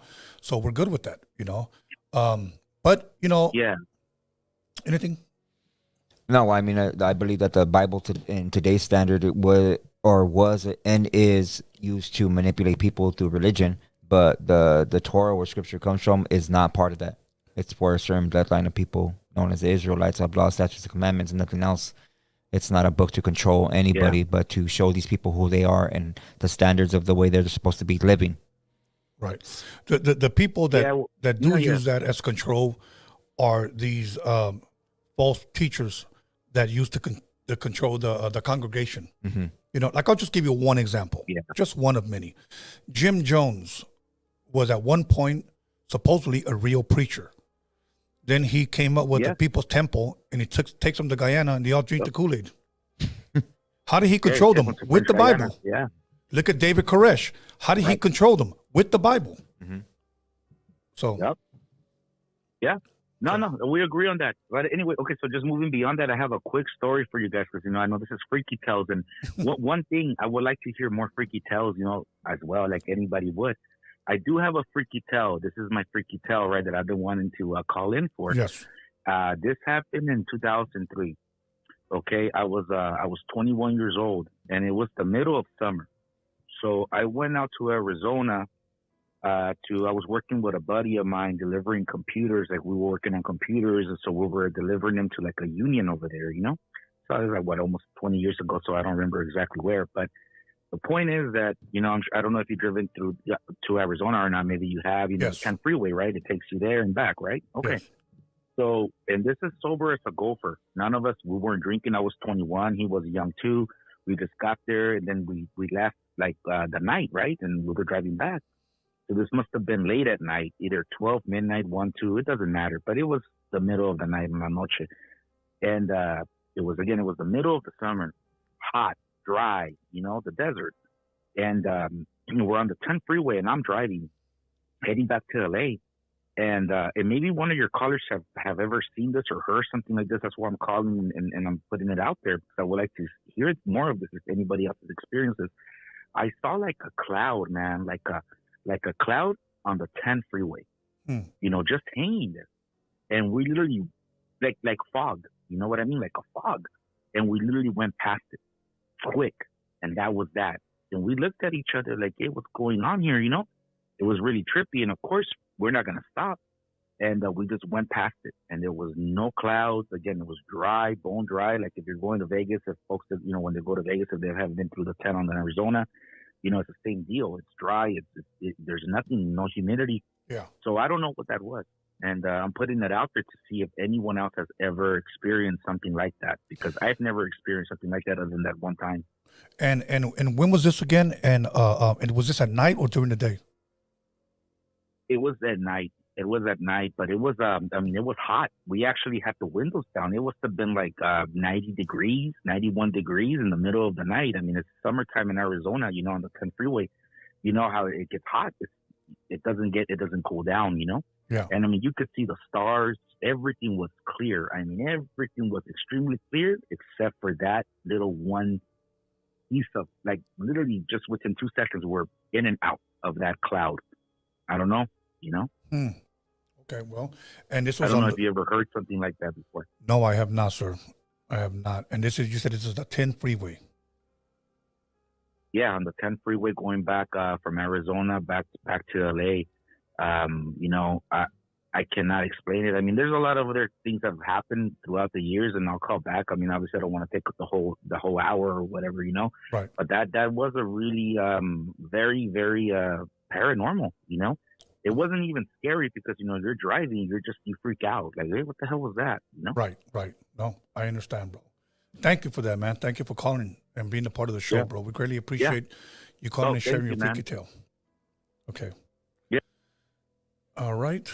Let's see. We got a couple more minutes. Caller, your name and where are you calling from? Carlos, calling from LA.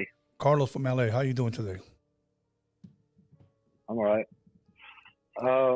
Well, just calling to ask you guys have you ever noticed, like, on your phone, like you might be thinking of something and then all of a sudden, I don't know, on your phone, through Google or through your YouTube videos, you get recommended a video related to what you were thinking? Has that ever happened to you, Marvelous? Yeah, but not just thinking, like talking about it. Okay. I'm going to have to say that this happened to me like a couple of days ago. I was thinking of something, and I never once said it. And I opened up my Facebook, and an ad comes up for that, or even on YouTube, mostly YouTube. Mm. And I'm like, what the hell was? I didn't even tell anybody that, and I got an ad for it. So then I started Asian porn, or what was it? Yeah, midget. No, but no, but like, and then I started thinking, was it maybe something I just saw and it just popped up my history again? But no. But you never said nothing. It was just thought. I never said nothing. Damn. So, but one time. Okay. And that was just maybe like 3 days ago, bro. Mm. It's funny you bring that up. So I had it happen to me. Uh-huh. Yeah, it had it happen to me. I was at work and I had a candle lit, and the candle was about to burn out. And I looked at it and I saw it was gonna burn out. And I got up and I went and did something work related. I come back, I put the candle out. I start scrolling through my TikTok, and then I see a video related to candles like burning out and how they could cause a fire. It was so bizarre. It was like, how could it coincidence that I get a TikTok video related to that? And I just saw that, like my candle almost burnt out. Yeah. It was weird. Yeah. No, Weird. no. And I don't know if it's the simulation. We live in a simulated universe, or something is interfering with the Matrix. I don't know. To me, it's weird. Freaky. No, I thought it was weird when I saw it too, but then again, it only happened to me once. How many times did this happen to you? Was it just this one time? No, it's happened to me a grip of times, a bunch of times, and this was just one case recently, but it's happened to me over the course of many of the years. But well, I want to say the last 4 or 5 years, especially with the phone being more part of your life as time has gone on. Yeah.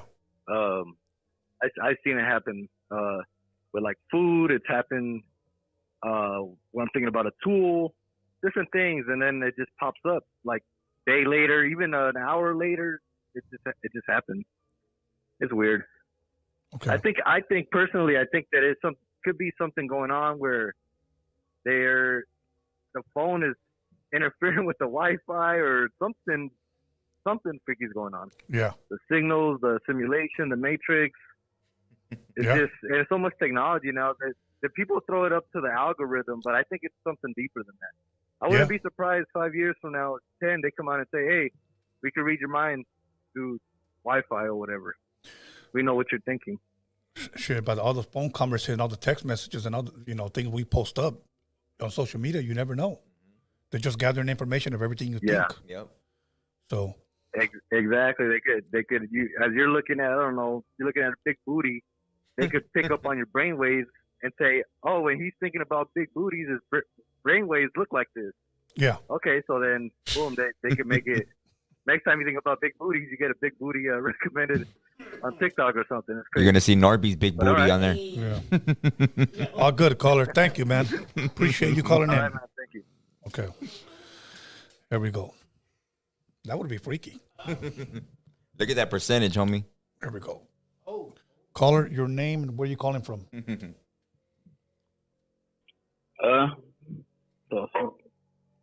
Not conectado. Hello? Oh, shit. Hello?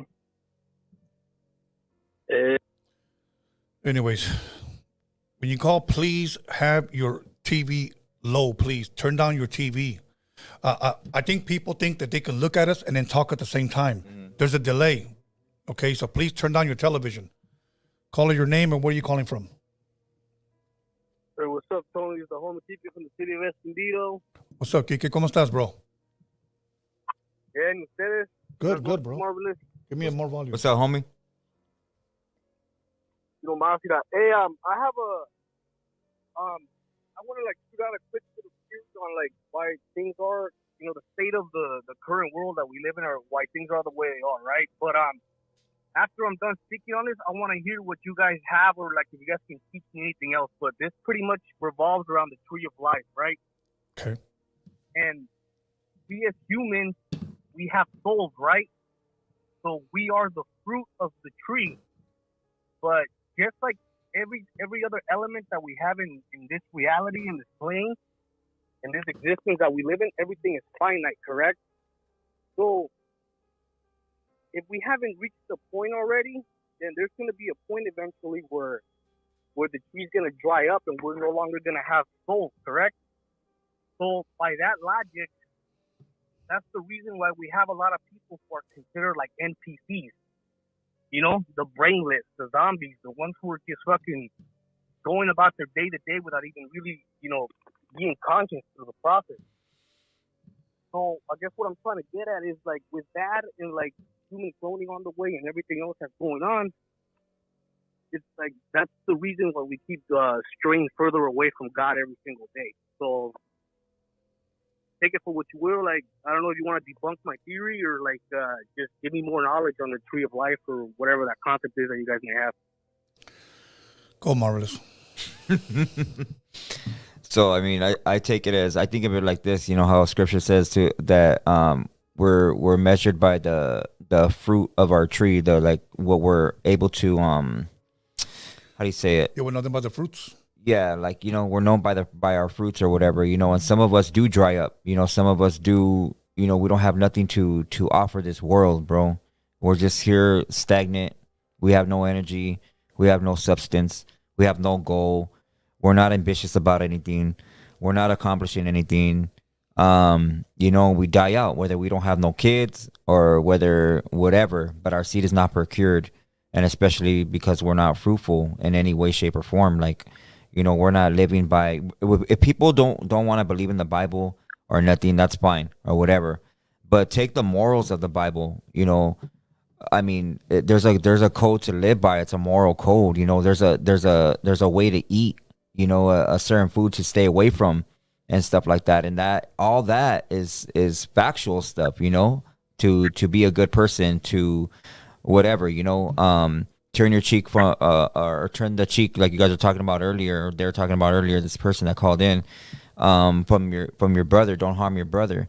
But there's a difference between people being our brother and other nations that aren't of our brother, you know. And I believe in that, and people can dog me out about that shit, but you know, not everybody's our brother right here, you know. Like and like I had a conversation with my son not too long ago, and talking about, you know, everybody has this whole perception of what family is, and not everybody's your family. We have this ideology of that's my cousin, and these are people that are from other bloodlines. Their fathers are somebody else. They're not our immediate real family. Is our family, not cousins and that's my second whatever, and this is my step whatever. Like, no, these are people that come from other nations, you know. We have to stay with our people in our tribe, you know. So yeah. I mean, yeah, and be fruitful within ourselves, you know. We have to give our energy back to ourselves, or else we're gonna die out as a fucking nation too, you know. Yeah. That's fucking deep, bro. Thanks for that. Yeah. You know, that's why, I mean, we have, you know, go for it on me. My bad. No, not my bad. Go ahead. I didn't mean to cut you off. Go ahead. No, go ahead, homie. My bad. Go ahead. Go ahead. No, I mean, like, I was trying to get to the point where, like, I was telling you that since everything that we know on this earth is at the end finite, like, we're just pretty much, like I told you, if we haven't gotten to the point, we're pretty much gonna get to the point where, like you were saying, you know, people are not being fruitful with the way that they're living their lives or what they're about, you know. Mm-hmm. Which is like why I keep thinking that, like, I mean, end of times, like the saying always goes, man, end of times are coming, end of times are coming, because we're losing those morals, like you were saying, you know. We're not living life by the code, by the rules of nature, by the rules of life. Mm-hmm. Yeah, and we're not even one with nature. We're not even one with nature, bro. Like, we don't. When's the last time that you walked in a forest barefoot and you got the real frequency of the earth? When's the last time you walked barefoot on the beach? When's the last time that you picked a fruit and ate it then and there? When's the last time that you actually killed an animal and gutted it and ate it right then, like then and there? You know, we're eating all this fucking food that's fabricated, not real, consuming fucking plastics and rubbers that's in our food, fake shit. Now we find out that we're eating human meat, you know, and we're participating in all this paganism worship. And it's this, none of this shit is of us. None of this shit is of us. and we're stagnant, homie. Our energy is fucking just dead right there. We wake up every day, we go to the same fucking job, we come home, watch the same fucking shows, we support the same fucking teams, but we never support ourselves. Mentally, physically, nothing. We're not eating the right food. We're not in the right worship. We're not singing the right songs. We're not speaking the right language. We're not feeding our children the right anything, the right food, whether it's mental or real food. We're not doing shit, but we're right here judging everybody else on how they're living. How fucking stupid is that? All good. There. Thanks for your time, fellas. Have a good one, man. All Happy good. New Year. Happy New Year. Okay, let's keep it going. Let me see. Caller, your name and where are you calling from? Hey, what's up? This is Elevated. I'm calling from LA. What's up, brother? You got a question or a story? Yeah, what's up, Tony? What's up, Marvelous? What's up? I was calling, wanted to give my account about how I think there is power in the name of Jesus. Okay. Basically, I was at a party one time, a family party, and I come from a family of preachers. My dad was a preacher, and my father's father was a preacher. And so my dad used to be attacked a lot. So I used to hear him battling demons and casting them out. And I've been taught how to do it at church and by him. And I was at a party explaining how to do it one time. And I said, you speak to the demon, we have authority over it. Using the Holy Spirit in Jesus' name, you can cast that demon right out. You bind it in all dimensions, in all, there's more to it, like in all dimensions, in all principalities of the power. I forgot how it goes, something like that. And I was telling him how to do it. And someone was upstairs, and I told him in Jesus' name, amen, and cast it down to hell. And it turned out someone threw up that was upstairs, and they didn't even drink, and they were known to have actually demon possessions in the past, or to be possessed by demons in the past. And they weren't even drinking that day. It was like early in the party, and they just automatically threw up after I did that at the same time when I was outside in the back telling people how to do it. So that was my story on that. Okay. Well, you know what, man? I'm glad you called and shared that, bro, because you know what? We want to welcome everybody to call. Whether people want to believe it, people want to hear it or not, it doesn't really matter. I'm thankful that you took the time and to be a part of the show and shared that, bro. So your phone call's greatly appreciated. Yep. Okay. Thank you. Thank you. Have a good night. Good night. One last caller, and that's it. Okay, let's go. Here we go. Caller, your name and where are you calling from? Hey, what's up, Tony? What's up, brother? Yeah, how's it going, Marvelous? Hey, what's up, homie? You guys having a good night? Yes, sir. Where are you calling from? I'm calling from Bakersfield. Bakersfield. What's good, bro? Hey, I got a crazy tripped out story when I was little. Trying to make it short as I can. I was about I want to say 8 years old. Uh-huh. And I remember I was playing with, we went to visit a family that we used to kick back with, like our family and their family would be close. So we went to visit them and spend the night one day. And the next morning we woke up and we were playing around the house. That was my first time spending the night over there. And I didn't know the house was hella big. And I had all kinds of rooms. So we went to this room. We just, like I said, exploring, playing. I was playing with the kids. And that room was hella cold. I tripped out on that. I mean, at first I didn't think much about it because it was early in the morning. So I was just whatever. Didn't think much of it, but it tripped me out because the rest of the house was not as cold as that room, and it was hella dark. And this was morning. This was like around maybe 10 o'clock, so it was pretty sunny. and bright everywhere, all over the house. But that room, it was just super dark. Like, I mean, I always just tripped out how dark it was in there, and there was no light. I told the kids, like, hey, where's the light switch at? Yeah. And they're like, oh, there's no light in here. Like, so I was like, okay, well, what's this big old box right here? What is it? And it was like a chest, a big chest. So I opened it up. As soon as I opened that up, man, it tripped me out because, like, in the corner of my eye, I just seen like big shadows. Like, even though it was dark in that room already, it just was like those big shadows just got darker. They were like they were darker than the room. So I noticed them right away, but I didn't feel nothing like negative. I didn't get scared. It just whatever it was, but I did catch that.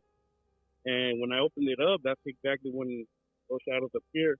And it started getting bigger as I left it open. It was just getting bigger and bigger. And then as soon as it was getting bigger, the little kid was like, hey, man, he just closed it up and he's like, hey, let's just go.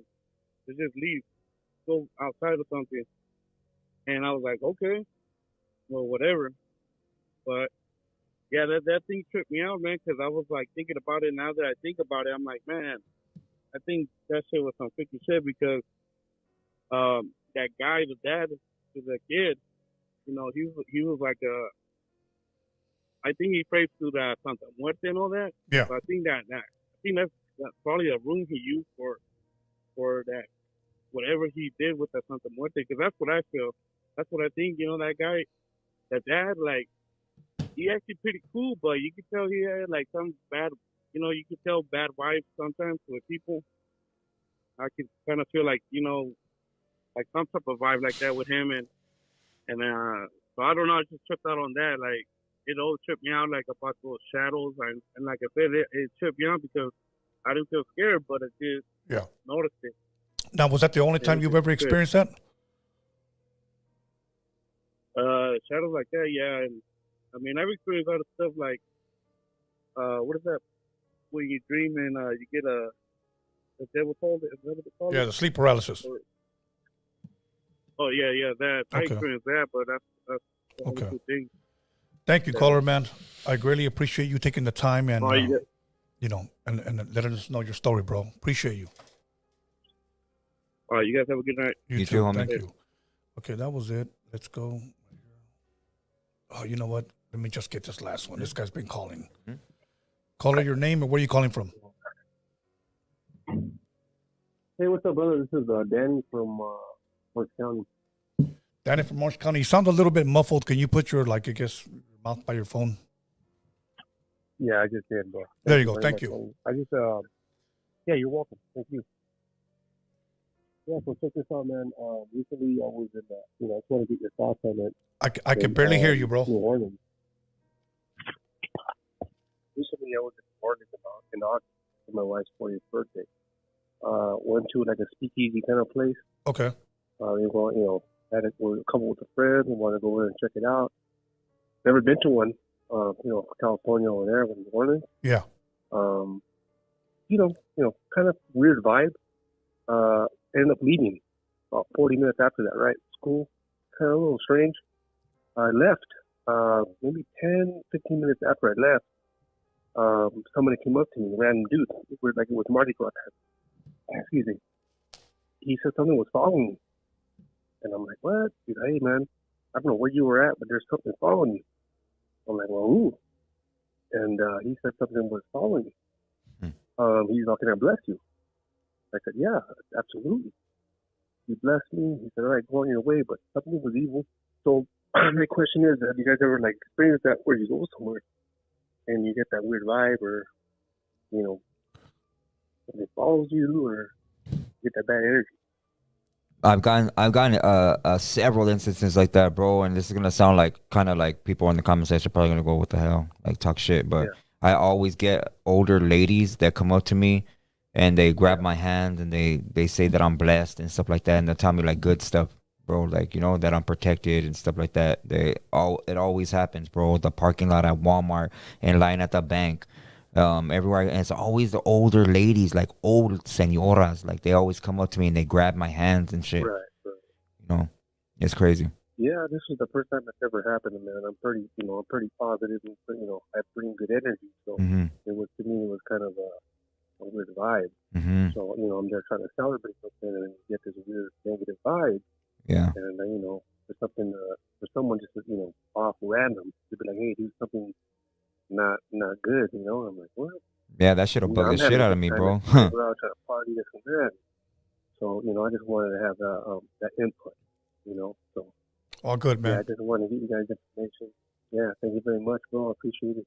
You're doing great. Thank you, bro. Appreciate you. Have a good night, homie. Have a good night. Okay, that's it. That was the last caller. Let's go. All right. You guys want to get some live chats, super chats, or whatever? Yes. The beginning? Yeah. Okay. Anytime. Okay. Wise dropped $2. He didn't say nothing. Wise Thank dropped another $5. Now he said, "What do you think about Jeremiah 10, where it talks about the Christmas tree in the Bible or the origin of many holidays? Love the show."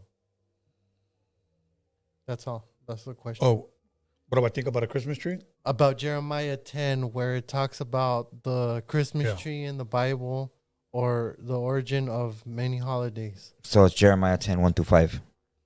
Okay, you guys read it. That's your guys' homework. Let's go. Okay, Shy Girl dropped $5. She said, "Thank you always for a Freaky Friday." Thank you. Thank you. Carlos Cruz dropped $1.99. He said, "Have you ever prayed to Santa Muerte?" No. No, I'm only playing. No, I never have. I don't even look at Santa Muerte statue. So. Okay, Pito Fiel dropped $2. Thank you. He says, "Does Marvelous eat with frequency forks?" Sometimes. Nah. Okay, Jonathan Torres dropped $4.99. He said, "Marvelous, I'm sure you get tired of the same questions. Can you tell us something you want us to know, something new?" Man, there's a gang of topics I would like to speak on, but I always go with whatever the curriculum of the show would be. Yeah.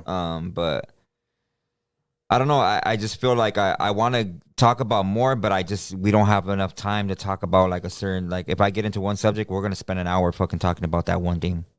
Because it always happens, or in my tattoo sessions or whatever, if we talk about something, like, I mean, it could be the flat earth, it could be something about biology or something, and that one subject, we'll talk about it for fucking an hour, 2 hours, bro, the whole tattoo session. Yeah. It's hard because, it's like the number one question ever since you said, I believe in the flat earth, everybody wants to call and talk to you about that. Yeah. And then the other viewers get upset, oh, you guys talk about the same thing. It's not us talking about the same thing. They ask the same questions. So. Okay, Jonathan Torres dropped another $4.99. He says, he said almost the same thing. He added something at the end, though. He said, "Marvelous, I know you get tired of the same questions. Is there anything new maybe you want us to know? Also, what do you think about giants that have been filmed in Mexico and the U.S.?" Well, I think that's all propaganda, bro. Like, I don't think that that's anything new or whatever. Their bloodline lives amongst us anyways. There's giants that are fucking on basketball teams. There's bloodlines of giants that are here that are about our size because their bloodline has been manipulated through the pheno of the woman that made them shorter or whatever the hell. So they don't even know they come from a giant bloodline. But those ones that are, I think that's all propaganda. That's like you could compare it to a false flag or whatever, and it's a narrative that these people are pushing, where they're slowly leaking everything. All this truth is slowly getting leaked about Balenciaga and Kanye's doing all this whatever the fuck he's doing or whatever. Like, I think that's all propaganda, bro. It's all staged. Okay. I don't believe that we're really finding out shit. No, and then when they said the government's going to be releasing UFOs, they released some old bullshit ass footage, and they were like, they expect us to believe that shit. Yep. Like, oh yeah, we're going to be releasing it. Okay, so now you're telling us that there's UFO, and now you're telling you had this footage all along, if it's even fucking real. So, I just think it's a midget that threw a hubcap in the midair, and somebody took a Polaroid. So, anyways. Okay. Chargers 420 dropped 199. They said best show ever. Keep it pushing. Thank you. Googleplex dropped 499. He said Cali Mac got the purest bloodline. Thank you. Okay. Pito Fiel dropped another $2. He said Happy New Year's. Happy New Year's. Thank you. Okay, and Memo Juarez dropped $9.99. He said, "You all have a great New Year, and may the next year be better than the last." Okay. Lazy 408 dropped $2. He said, "Why do Oaxaca people get hated on so much?" I have no idea. I don't know either. I know because they're dark, they contain a lot of melanation, so they're darker and they look really Indio. But they're strong fucking people, I could tell you that. I know their representation, the animal that they carry highly is the armadillo, and it's actually a delicacy. They are represented by the armadillo because an armadillo never backs up. It'll straight go fucking around you or try to go through you, but it's not gonna back up. And I believe they're strong ass people. I got a lot of respect for them. All right, and that was it. Okay, I want to address one dude. Hold on, he said something right here. He said, Tony just disrespected little people by saying midget. Okay, now give me what word so that I can disrespect tall people. So I'll wait, homeboy. Anyways, go ahead. I think we got one more. Yeah, Enrique Ledesma dropped $4.99. He said, "We're living in times where Baphomet is being physically and spiritually manifesting itself through transgenders." Back. Okay, I'm going to rephrase what I said. A giant throws a Hellcat in midair and somebody takes a picture with a Polaroid. So there. A midget? So, anyways. All right, we done? Oh, you know what? I asked a question. Flat Earth. 286 votes. The question is, well, it starts off, the Earth is, and the choices are flat, round, or a simulation. 38% said flat Earth. 44% said round Earth, and 18% said it's a simulation. So Okay. that's it. That's all. Is there a chance that it could be a triangle? Okay, marvelous. Shout out, please. It's the end of the year. It's our last show. We're not doing no more shows this year. Shout out to my kids. I love you. Shout out to my daughter, Heaven, with me. I love you. You're my best friend, my everything. It's our birthday on the 5th, so we'll be celebrating it together. Hell yeah. And shout out to the team, of course. The homie Bobby that came with me. Shout out. Bobby. I love you, homie. Respects. And that's about it. I want to give a shout out once again to everybody on the live chat, everybody who commented, subscribed, everybody who talks about me and Marvelous. The awesome thing is that you guys are still watching. And also I want to thank every caller, even those who call in disrespect. We think that's hilarious, so please keep it up. Some of you guys call and make a horny noise and you just hang up. I don't know why you would do that, but okay, next time I'm going to actually give out your number. So let me give a shout out once again to my team, Norbert, or everybody knows him as Norbies. Norbies, and then let me give a shout out to Alex Cervantes Enterprise.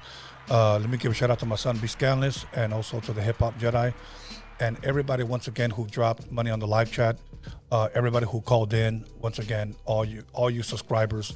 We wouldn't be here if it wasn't for you guys. So I want to thank you guys. I always want to thank the fans, because if it wasn't for you guys, we would not be sitting here. We would not be sitting here. So it's you guys that make this show possible. So we'll definitely be back next year. So I want to wish all you guys a blessed and safe New Year. Please be careful, because people start shooting outside. People start shooting at people.